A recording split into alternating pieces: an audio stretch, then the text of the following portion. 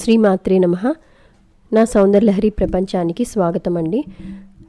నవరాత్రుల్లో భాగంగా శ్రీ లలితాదేవి గురించి లలిత పంచమి రోజు శ్రీ లలితా త్రిపుర సుందరి దేవి అలంకారాన్ని అమ్మవారు తీసుకుంటారు కదా. అయితే లలితాదేవి అన్ని దేవతల్లో అంటే అమ్మవారి స్వరూపాల్లో కూడా లలితాదేవి ప్రత్యేకమైన ప్రాముఖ్యత వహించిన అమ్మవారు. ఎందుకంటే నాకు ఇష్టమైన కామాక్షి అమ్మవారు కూడా లలితా త్రిపుర సుందరి దేవి అలంకారంలోనే ఉంటారు అని నాకు బాగా ఇష్టం లలిత అమ్మ అంటే.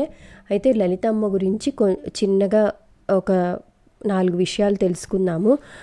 లలితా పంచమి పేరున మనము నవరాత్రుల్లో చేసుకుంటాం కదా. అయితే లలితాదేవిని త్రిపుర సుందరి అని కూడా అంటారు. అంటే త్రిపురములు అనగా 3 లోకాలు. 3 లోకాలు అంటే శరీరము, మనస్సు, ఆత్మ. 3 లోకాలు మనలోనే ఉన్నాయి. శరీరము, ఆత్మ, మనస్సు.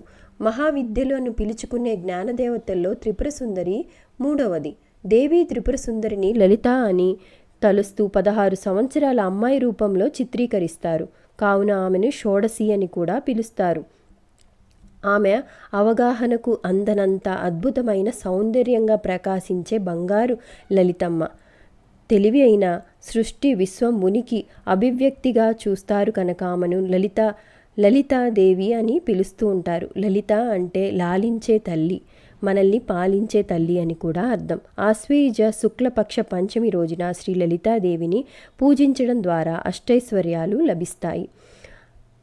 ఆ రోజున లలితా పంచరత్నం శ్రీ లలితా పంచ విశంతి నామ స్తోత్రం పఠించడం ప్రధానమైనది. లలితా పంచమి నాడు ఉపవాస దీక్ష కూడా చేసుకోవచ్చు.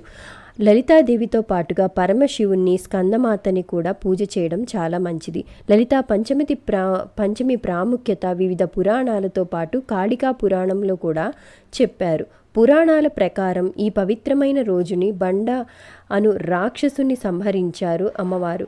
బండాసురుడు శివుని 3వ కంటి మంటతో మరణించిన కామదేవుని భస్మం నుండి రూపుదిద్దుకున్నవాడు కనుకనే ఈ పంచమిని లలితా పంచమిగా, లలితా జన్మోత్సవంగా జరుపుకుంటారు. లలితాదేవి, దుర్గాదేవి ఇద్దరూ ఒకటే. అంతేకాకుండా పంచమహాభూతాలైన భూమి, గాలి, నీరు, అగ్ని, ఆకాశం అను 5 అంశాలతో సంబంధం కలిగి ఉంటుంది. లలితాదేవిని చండీశ్వర రూపంగా కూడా భావిస్తారు. శ్రీ లలితా త్రిపుర సుందరి ఆకారం 4 చేతులు కలిగి ఉంటుంది. ఆ చేతులతో పాశం, ముళ్ళు, విల్లు, బాణం కలిగి ఉంటాయి. ఆమె శివుని శరీరంపై ఉంచిన కమలంపై కూర్చొని ఉంటుంది. ఆమె సింహాసనానికి అడ్డంగా పడుకొని బ్రహ్మ, విష్ణువు, రుద్రుడు ఉంటారు. లలితాదేవి అందము శాశ్వతమైనది, కానీ దేవి అందం ఆధ్యాత్మికమైనదని అర్థం.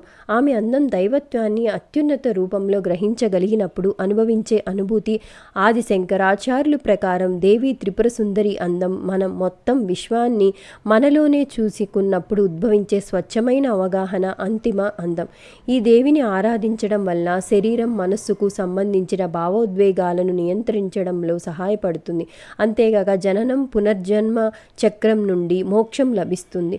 లలితాదేవి అవతారం బండాసురుని సంహరించడానికి ఉద్భవించిన అవతారం. తన కోసం మరణించిన తన భార్య సతీ హిమవంతుని కుమార్తెగా పార్వతిగా జన్మించి తిరిగి మరల తనను భర్తగా పొందడానికి ఘోర తపస్సు ఆచరిస్తున్నట్లుగా తెలుసుకొని శివుడు పార్వతిని వివాహమాడి కార్తికేయునికి జన్మనిస్తాడు. కానీ కామదేవుని భస్మం నుండి జన్మించిన బండాసురుని విధ్వంస చర్యలు తట్టుకోలేని దేవతలు భయాందోళనకు గురై నారద మహర్షి సలహా మేరకు మహాయజ్ఞం తలపెట్టారు. ఆ యజ్ఞం పూర్ణాహుతి సమయంలో ఆదిశక్తి దేవి లలితా సుందరి రూపంలో ప్రత్యక్షమై దేవతలకు అభయమిచ్చి బండాసురునిపై యుద్ధం చేసి అతన్ని సంహరించి దేవతలను కాపాడింది. ఇలా లలితాదేవి ఆవిర్భావం జరిగింది. లలితాదేవి అంత అందంగా ఉండడానికి కారణం మరొకటి ఉంది. ఒకసారి పరమశివుడు ఎగతాళిగా తన భార్యను కాళి అని పిలిచినందుకు దేవి బాధపడి ఘోర తపమాచరించి ఆ తపశ్శక్తితో అందంగా, తెల్లగా లలితా త్రిపుర సుందరిగా ఉద్భవించినట్లు కాళికా పురాణంలో పేర్కొన్నారు. శ్రీ లలితాదేవిని విశ్వాధిపతిగా భావిస్తారు. ఆమె ప్రకాశమే విశ్వానికి ప్రారంభం, ముగింపు కూడా. లలితాదేవిని పూజించడం వల్ల భక్తులకు అంతులేని వరాలు లభిస్తాయి, విజయాలు కలుగుతాయి, మోక్షం లభిస్తుంది.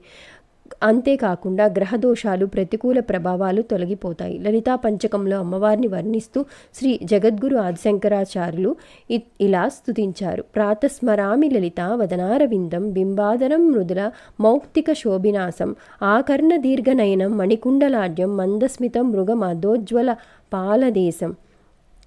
తెల్లవారుజామున తామర పువ్వు వంటి లలితాదేవి ముఖాన్ని స్మరిస్తున్నాను. దొండపండు వంటి పెదవులు, పెద్ద ముత్యంతో శోభించే నాసిక, చెవుల వరకు వ్యాపించిన విశాల నేత్రాలు, కర్ణాలకు మణికుండలాలు, కస్తూరి తిలకంతో ప్రకాశించే ఫాలభాగం, చిరునవ్వులు చిందించే వదనార విందాన్ని స్మరించుచున్నాను. ఇంతటి అందమైన రూపంగా శంకరాచార్యులు వారు శ్రీ లలితాదేవిని స్మరించారు. ఇంతటి అందం కలిగిన శ్రీ లలితా త్రిపుర సుందరిని లలితా పంచమి రోజున శ్రీ లలితా పంచరత్న పారాయణం, శ్రీ లలితా సహస్రనామం, శ్రీ లలితోపాఖ్యానం, శ్రీ లలితా త్రిశతి వంటి స్తోత్రాలతో పూజిస్తారు. లలితా పంచమి రోజున భక్తులు ఉదయమే నిద్రలేచి బ్రహ్మ ముహూర్తంలో స్నానం చేసి అమ్మవారి విగ్రహానికి, చిత్రపటానికి పువ్వులను ఉంచి అమ్మవారికి ఇష్టమైన నైవేద్యాన్ని చేసి అమ్మవారికి పూజ చేసుకుంటారు. అయితే లలితా త్రిపుర సుందరీదేవి లలితా పంచమి రోజు ఆవిర్భవించారు కాబట్టి శ్రీ లలితా త్రిపుర సుందరీదేవిని అత్యంత విశేష భక్తితో అమ్మవారికి సంబంధించిన రకరకాల స్తోత్రాలతో మనం పారాయణ చేయడం వల్ల అమ్మవారు మణిద్వీపంలో ఉండి మనల్ని కూడా చూసుకుంటూ మనకి ఆఖరికి మణిద్వీపంలో ఉండే భాగ్యాన్ని కూడా ప్రసాదిస్తారని మనసారా అమ్మవారి పాదాలని వేడుకుంటూ అమ్మవారికి లలితా పంచమి రోజు తప్పకుండా అత్యంత శ్రద్ధగా ఒక పండుగలాగా చేసుకుంటారు అనేసి భావిస్తున్నాను. శ్రీమాత్రే నమః. మీ సౌందర్యలహరి శ్రీమాత. అమ్మ దయ ఉంటే అన్నీ ఉన్నట్లే.